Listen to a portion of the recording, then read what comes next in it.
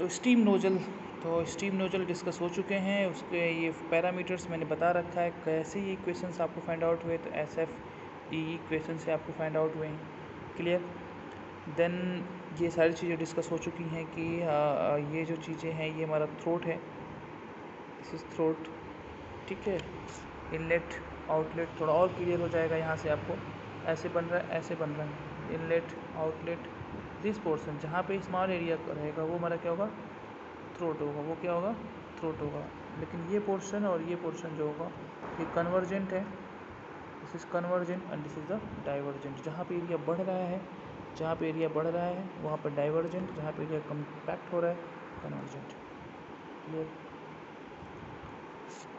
Okay, nozzle efficiency को आपको अगर फाइंड आउट करना है डेफिनेशन, और इस एफिशिएंसी पे जो क्वेश्चन है ये भी आपको देख लीजिए। एफिशिएंसी जब बेसिकली एफिशिएंसी जो क्वेश्चन हमने बताया था कि एक्चुअल एंथैल्पी ड्रॉप है और upon to the ratio of actual enthalpy drop to the isentropic enthalpy drop, ठीक है। ये चीज़ है हमारा एक्चुअल और आइसेंट्रोपिक, राइट। ठीक, तो अब यहाँ पे आप TS डायग्राम देख पा रहे होंगे, TS डायग्राम आपको दिख रहा होगा। तो TS डायग्राम में क्या है कि राइट, TS डायग्राम में आपको ये कर्व दिख रहा है, ये तो सबको पता है। क्लियर। यहाँ से 1 to 2 डैश और ये गया 2, ठीक। तो ये चीज़ है। क्लियर। तो H1 minus H2, this is H1, this is H2, तो H1 minus H2 upon H1 minus H2s, this is the isentropic.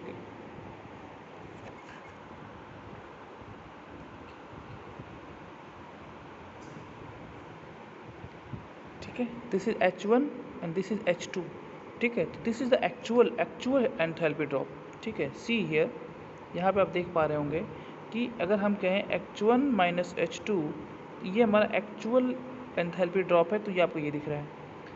But आइसेंट्रोपिकली अगर देखेंगे एंथैल्पी ड्रॉप तो क्या होगा, H1 minus H2s, H1 minus H2s, ये वाला जो है आइसेंट्रोपिकली है। क्यों क्योंकि आपको दिख रहा है कि यहाँ पे क्या है, आइसेंट्रोपिक है, एंट्रोपी क्या है, कांस्टेंट है, ठीक है।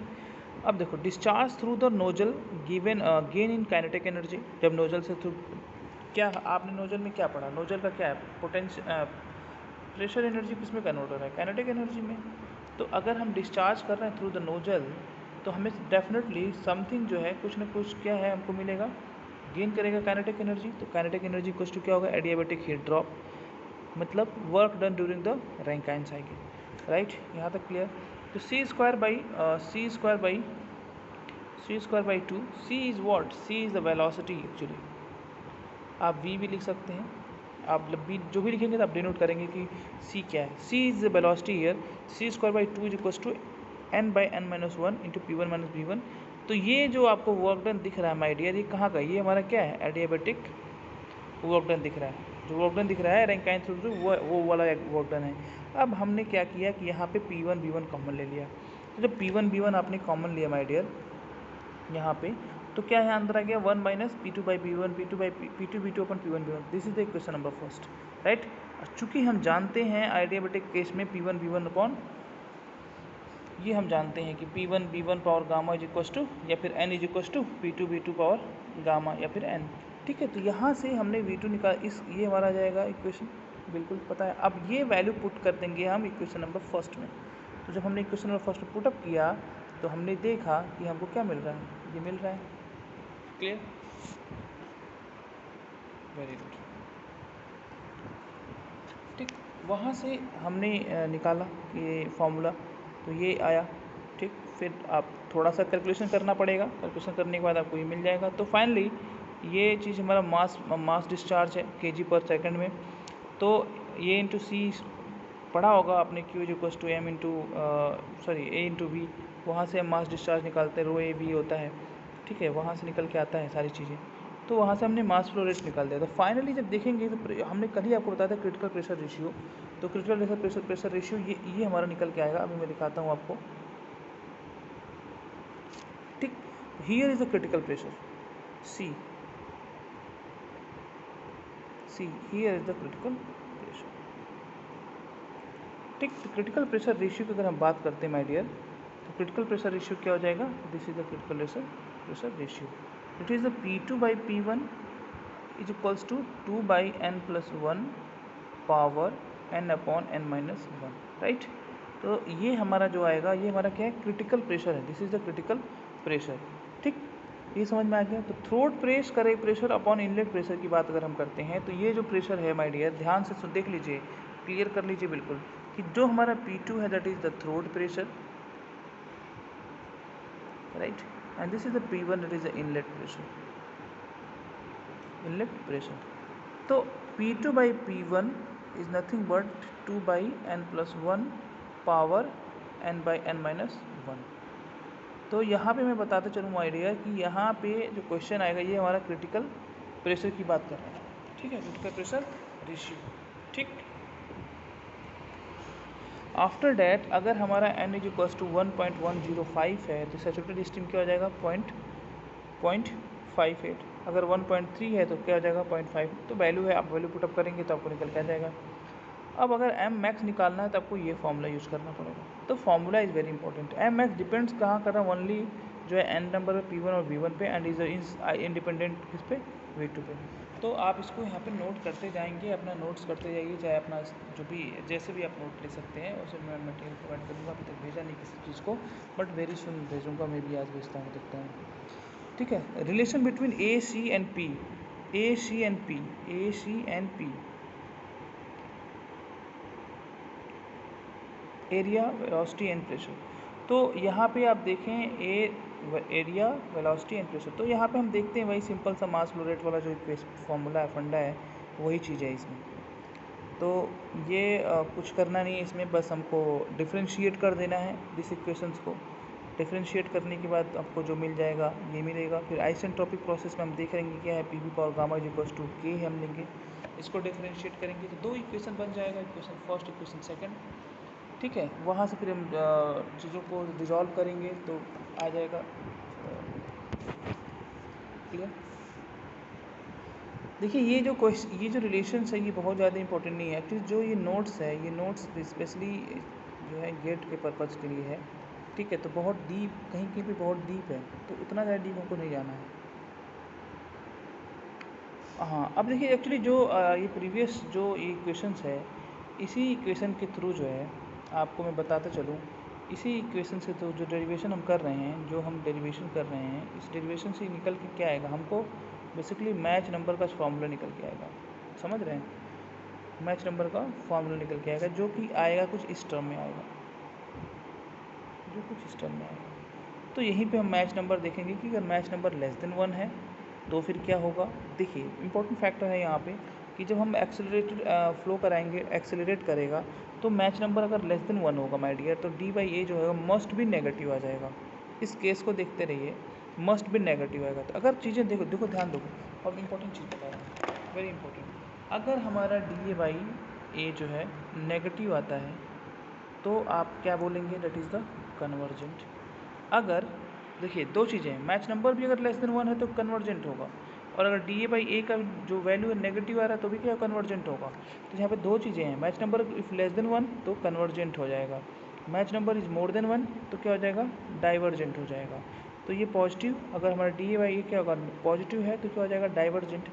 तो M इज़ मोर देन 1 और M इज़ लेस देन 1, दो केस है।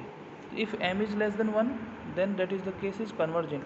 If M is more than 1 that is case of the divergent. Keep in mind match number is less than 1 convergent, match number is more than 1 divergent. अभी हमको पढ़ाई जो है objective के point of view से पढ़ना पड़ेगा, तो मुझे इसीलिए मैं इस तरीके से फोकस कर रहा हूँ, ठीक है। अनदर बट केस क्या है, एक्सीलरेटेड हो रहा है, क्या हो रहा है, एक्सीलरेटर फ्लो है। अगर एक्सीलरेट कर रहे हैं दैट टाइम ये केस है। अगर हम डी एक्सीलरेट कर रहे हैं तो हमारा क्या हो रहा है, मैच नंबर अगर लेस देन 1 है तो हमारा डाइवर्जेंट हो जाएगा। एकदम बिल्कुल ध्यान रखिए, एक्सेलरेट करने पे नेगेटिव हो रहा था, डी एक्सेलरेट करने पे पॉजिटिव हो रहा है। जब जहाँ पॉजिटिव वहाँ डाइवर्जेंट, जहाँ नेगेटिव वहाँ पे कन्वर्जेंट। ठीक है माय डियर, प्रेशर को भी देखते चलेंगे, प्रेशर की वैल्यू क्या है। तो यहाँ पे ये जो पोर्शन दिख रहा है आपको, ये बहुत ही महत्वपूर्ण पोर्शन है, ठीक है। आप चाहे तो इसका स्नैपशॉट ले सकते हैं, एक पल को मैं इससे हटाता हूँ, आप स्नैपशॉट ले लीजिए।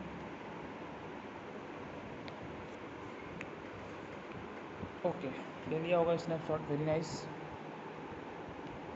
फिर आता है आपका maximum flow, maximum mass flow, उसको समझते हैं। मैक्सिमम मास फ्लो क्या है, तो देखिए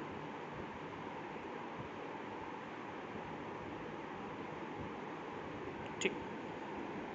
अब यहाँ पे आपको ये दिख रहा है पूरा, ये हमारा ब्लॉक डायग्राम है जो हमको समझना है। तो कह रहा है कि अगर हम ये मान के चलें कि कन्वर्जेंट नोजल हम यूज़ करते हैं, तो एक कन्वर्जेंट नोजल क्या कर रहा है, एक्सपेंड कर रहा है इनटू द स्पेस। अगर हमारा कन्वर्जेंट नोजल की अगर हम बात कर रहे हैं, तो अगर वो हमारा इसमें इस ब्लॉक डायग्राम में कन्वर्जेंट नोजल कहाँ पे, here, this is the convergent nozzle, ठीक है। तो कन्वर्जेंट नोजल को अगर मान के चल रहे हैं और ये कह रहे हैं कि नोजल एक्सपेंड करेगा इनटू द स्पेस, और उसमें प्रेशर जो होगा, pressure of which can be varied while the inlet pressure remains fixed. कब होगा ऐसा, जब हमारा इनलेट प्रेशर क्या होगा, इसको फिक्स करेंगे। The nozzle is the nozzle is so damage, nozzle इसमें दिखा हुआ है, ठीक है। जहाँ पे ये नोजल आप देख पा रहे होंगे, यहाँ पे नोजल है, ठीक है। अब जो है, जो बैक प्रेशर है, जो आपका बैक प्रेशर है, see here is the back pressure. तो बैक प्रेशर जो P B is equal to the P1, P1 is where, here is a P1, ठीक है। देन कह रहा है कि no fluid can flow through the nozzle. Keep in mind, if back pressure is equals to inlet pressure, in this case there is no fluid can flow through the nozzle, there is no fluid can flow through the nozzle. Keep in mind once again, if the back pressure is equal to the inlet pressure, what will be happen if the pressure, back pressure, and equal to the inlet pressure? In this case there is no fluid can flow through the nozzle, no fluid can flow through the nozzle. See this, right? There is no, okay, there is no fluid can flow through the nozzle point. Clear? As अगर हम back pressure is reduced, the mass flow rate, if the back pressure is reduced, then the mass flow through the nozzle increases. देखिए, back pressure decreases, एक पहला case क्या है, अगर back pressure बराबर है इनलेट प्रेशर के तो कोई फ्लूइड फ्लो नहीं होगा। अगर बैक प्रेशर हमारा डिक्रीज हो रहा है तो नोजल भी क्या होगा, नोजल क्या होगा, मास फ्लो रेट जो नोजल का होगा वो भी क्या होगा, वो इंक्रीज कर जाएगा। कहाँ तक, जब तक एंथैल्पी ड्रॉप होगी, हेंस द वेलोसिटी इंक्रीजेस।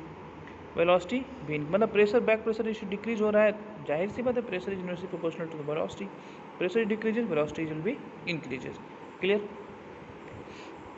अब कह रहा है when the back pressure is exactly equal to the critical pressure, now I am talking about the critical pressure, back pressure is exactly equal to the critical pressure, then velocity at the exit is sonic. Keep in mind, keep in mind, ध्यान से देखिए। अगर अभी मैंने पहला point बताया तो समझ में आ गया। अगर अब मैं कहूँ कि बैक प्रेशर किसके बराबर भैया, क्रिटिकल प्रेशर के बराबर है, तो उस केस में जो हमारा एग्जिट वेलोसिटी पे, एग्जिट पॉइंट पे जो हमको वेलोसिटी मिलेगा वो किस टाइप की वेलोसिटी होगी, that is the sonic type velocity. And the mass flow through the nozzle is at a maximum होगा, that time the mass flow rate is the maximum at position, maximum flow होगा, ठीक है। समझने की बात है, इसमें से कई क्वेश्चन आपके निकल के आ रहे हैं। जब हमारा मैक्सिमम फ्लो रेट कब होगा, मैक्सिमम फ्लो रेट कब होगा, मैक्सिमम फ्लो रेट तब होगा जब हमारा जो है बैक प्रेशर क्रिटिकल प्रेशर के बराबर हो, तब हो सकता है।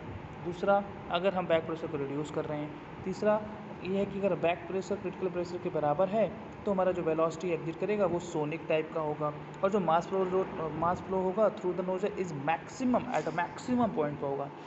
If the back pressure is reduced below the critical value, then the mass flow remains at the maximum. अगर हम जो है, अगर वैल्यू को रिड्यूस कर देते हैं तो उस केस में क्या होगा माय डियर, उस केस में ये होगा कि जो हमारा फ्लो रेट होगा वो क्या होगा, the max flow rate remains the same होगा। ऐसा नहीं कि उसकी वैल्यू घट या बढ़ जाएगी, ध्यान रखिएगा। The exit pressure remains at critical point and the fluid expends जो है एक्सपेंड करेगा laterally in outside the nozzle down the back pressure. It can be seen that maximum mass flow through a convergent nozzle is obtained. अगर आपसे पूछता है कि maximum mass flow किसके through, कौन से नोजल के थ्रू ऑप्टेन करेंगे, तो कन्वर्जन के थ्रू ऑप्टेन करेंगे, ठीक। Is obtain when the pressure ratio across the nozzle is the critical pressure ratio, also a convergent divergent nozzle with sonic velocity at a throat, the cross sectional area of the throat fix, ठीक। तो I think I think नहीं, I think आपको समझ में आ गया होगा। But when nozzle operates the maximum mass flow rate it's said to be choked. Choking की भी प्रॉब्लम आती है माय डियर, तो उसको भी समझते चलते हैं। If the when a nozzle operates the maximum mass flow, भाई मैक्सिमम फास्ट फ्लो अगर मास फ्लो रेट होगा तो कहीं ना कहीं चोकिंग की प्रॉब्लम होगी, तो it's said to be choked. A correctly design convergent divergent nozzle is always choked. ठीक है, तो आप कन्वर्जेंट डाइवर्जेंट में ऑलवेज चोकिंग की प्रॉब्लम आती है, तो चोक्ड हो सकता है यहाँ पे। ठीक है,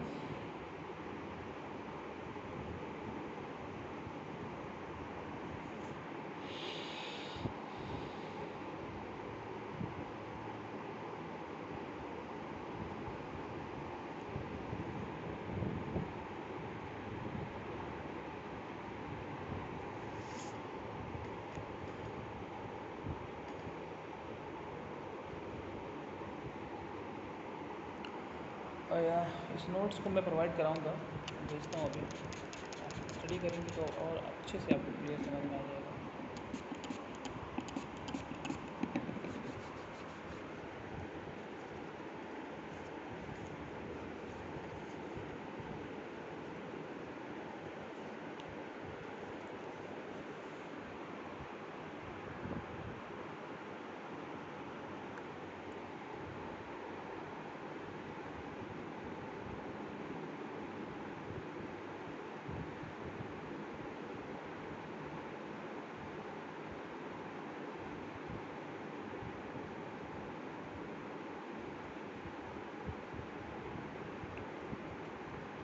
यहाँ पे एक न्यूमेरिकल है जिसे आप देख सकते हैं।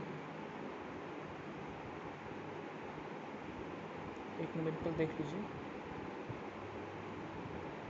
तो सोल्यूशन भी साथ में है, उसको भी देख लीजिए, फटाफट देख लीजिए।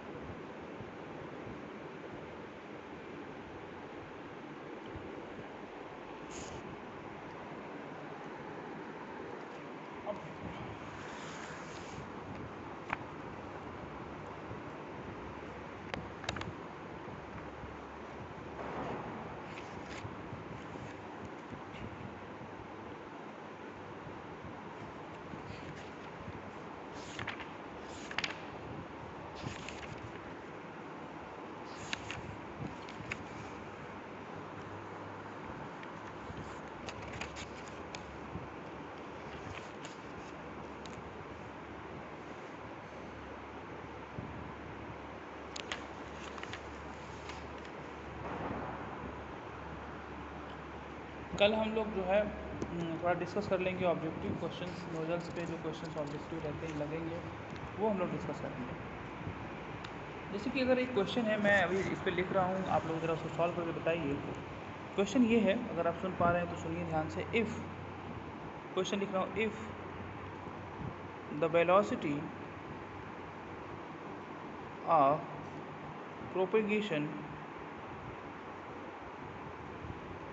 propagation of a small disturbance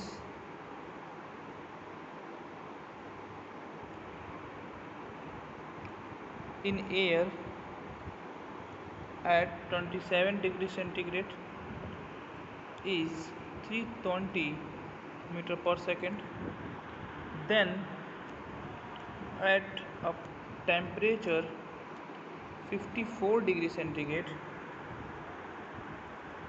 speed would be, क्या होगा? ऑप्शंस आर, फर्स्ट ऑप्शन है 660 मीटर पर second, second option is 300/2 metre पर second, third option 300 sorry this is 300, हाँ 330 by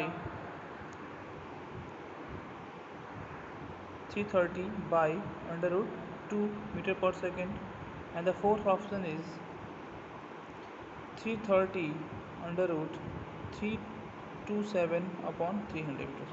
तो ये क्वेश्चन है, जरा इसको देखिए, अगर आप लगा पाते हैं तो बताइए कैसे लगेगा। नोजल पे बेस्ड क्वेश्चन है। एट एयर जो इनलेट हो रहा है वो 27 डिग्री सेंटीग्रेड दिया हुआ है, वेलोसिटी दिया हुआ है, v1 दिया हुआ है। आपको दूसरे टेम्परेचर पे आपको स्पीड निकालना है। ठीक है, ट्राई करिए। इसका आंसर डी है। D is correct answer. आप इसको देख लीजिएगा, अगर आप नोट कर पा रहे हो तो नोट कर लिए होंगे, नहीं नोट कर पा रहे तो स्क्रीनशॉट लीजिए। स्पेलिंग अगर नहीं समझ में आ रही तो मैं बोला उसको समझ पा रहे होंगे। एक और क्वेश्चन मैं आपको देता हूँ।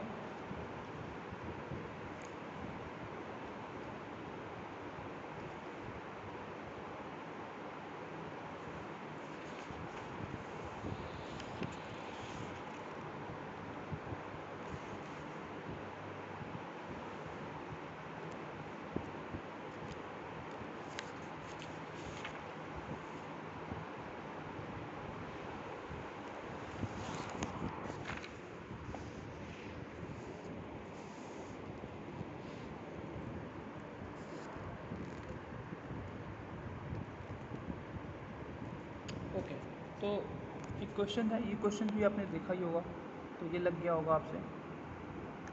ना हम पढ़ेंगे आगे जो है nozzle of the design pressure ratio. Under expansion क्या होता है?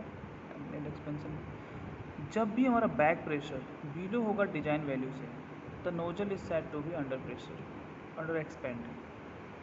अब अंडर एक्सपेंशन का मतलब क्या है? अंडर एक्सपेंशन जब the fluid expand to the design pressure in the nozzle and expand velocity and irreversibly down to the back pressure on the leaving the nozzle। दूसरा लाइन ये लिखा हुआ है कि when the back pressure is above, दो cases हैं under expansion का। First है कि बैक प्रेशर क्या हो सकता है? एक बिलो, दूसरा हो सकता है अबव। तो बिलो वाला किस ऊपर था? Above the design value the nozzle is said to be over expand. अगर डाउन है बैक प्रेशर तो अंडर एक्सपेंड, अगर अबव है तो ओवर एक्सपेंड। अब जब ओवर एक्सपेंशन होगा तो उस केस में क्या होगा? In a convergent nozzle the exit pressure जो होगा is greater than the critical pressure. तो एग्जिट प्रेशर क्या हो जाएगा? ग्रेटर देन क्रिटिकल प्रेशर हो जाएगा। And the effect is to reduce the mass flow through the nozzle. तो in over expansion जो हमारा नोजल होगा, कन्वर्जेंट डाइवर्जेंट नोजल होगा, there is always an expansion followed by a recompression. तो आपको ये चीज़ समझ में आ गई होगी यहाँ पे जो मैंने बताया, तो आपको ये समझ में आ गया होगा। ठीक, कहने का मतलब आपको समझना ये है कि जब भी अंडर एक्सपेंशन होगा तो critical pressure back pressure below होगा तो हमारा under expansion, back pressure above है तो ओवर एक्सपेंशन। अब अंडर एक्सपेंशन होगा तो क्या होगा? अंडर एक्सपेंशन जब भी होगा तो the fluid expand to the design pressure in the nozzle and expand volatilely and reversible down to the back pressure. और जब हमारा बैक प्रेशर एबव होगा डिजाइन से तो वैल्यू द नोजल जो होगा is said to be over expand. ठीक, तो इफेक्ट जो होगा वो रिड्यूस करेगा मास फ्लो रेट को। तो ये दोनों चीज़ों को समझना था, समझ लिया होगा। अब यहाँ पर देखिए कन्वर्जेंट नोजल क्या है। तो कन्वर्जेंट नोजल अगर हम ए पॉइंट देखिए, ग्राफ को देखिए, अगर आप यहाँ पे देखिए ए, बी और एक सी, तो माय डियर ओवर एक्सपेंशन की बात ये हो गई कि जब हमारा ये लाइन है तो ये हमारा ओवर एक्सपेंशन को दिखा रहा है, और बी जो हमारा होगा क्रिटिकल एक्सपेंशन को दिखा रहा है, और सी जो है एक्सपेंशन आउटसाइड द नोजल दिखा रहा है। बात समझ में आ रही है? ग्राफ से समझिए, समझ में आ जाएगा। ये तो आपका सिंपल जो है, ये तो हमारा कन्वर्जेंट नोजल है। लेकिन इस कन्वर्जेंट नोजल में ओवर एक्सपेंशन, क्रिटिकल एक्सपेंशन और जो है एक्सपेंशन आउटसाइड द नोजल, वो कंडीशन ये दिख रहा है आपको। वो कंडीशन क्या है? वो यहाँ दिख रहा है। ठीक है। तो कन्वर्जेंट डाइवर्जेंट नोजल की अगर हम बात करते हैं तो यहाँ पे जो ओवर एक्सपेंशन कहाँ दिख रहा है, यहाँ दिख रहा है, यहाँ दिख रहा है। मतलब कभी कभी क्या होता है कि सीधे ऐसे ग्राफ दे के पूछता है कि इसमें बताइए ए बी सी में कौन सा जो है क्रिटिकल का एक्सपेंशन है।